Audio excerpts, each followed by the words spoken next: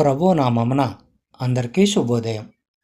ఈరోజు దేవుని వాగ్దానము ఏమనగా, యోబు గ్రంథము 5వ అధ్యాయము 17-18 వచనములు. దేవుడు గద్దించు మనుష్యుడు ధన్యుడు, కాబట్టి సర్వశక్తుడగు దేవుని శిక్షను తృణీకరింపకము.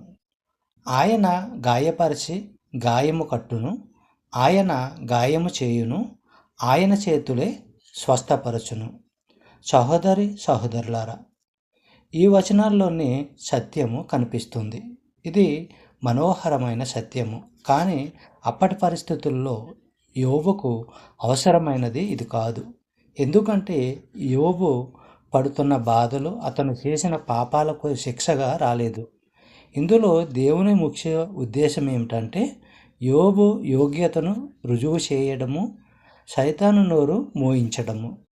కీర్తనల గ్రంథము 94వ అధ్యాయము 12వ వచనము.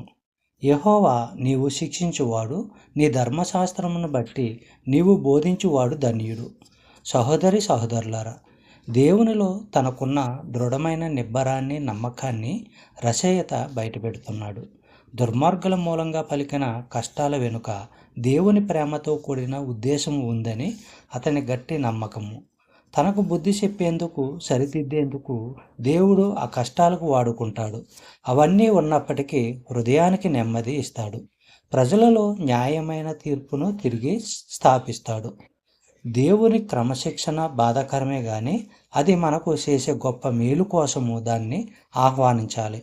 చెప్పబడిన వాగ్దానము దేవుడు దీవించి ఆశీర్వదించును గాక. ఆమేన్.